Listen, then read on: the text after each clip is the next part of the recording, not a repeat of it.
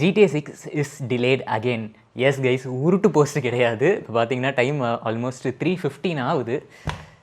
I am utterly disappointed. அதாவது take 2ஓட earning கால் இப்போ தான் வந்திருக்கு. அதில் அவங்க அஃபிஷியலாக அனௌன்ஸ் பண்ணது என்ன அப்படின்ட்டு பார்த்தீங்கன்னா, நவம்பர் 2026 தான் வரும் அப்படின்ற மாதிரி சொல்லியிருக்காங்க. ஸோ இன்னொரு ஒரு வருஷத்துக்கு மேலே வந்துட்டு நம்ம வெயிட் பண்ணோம் GTA 6 வரத்துக்கு.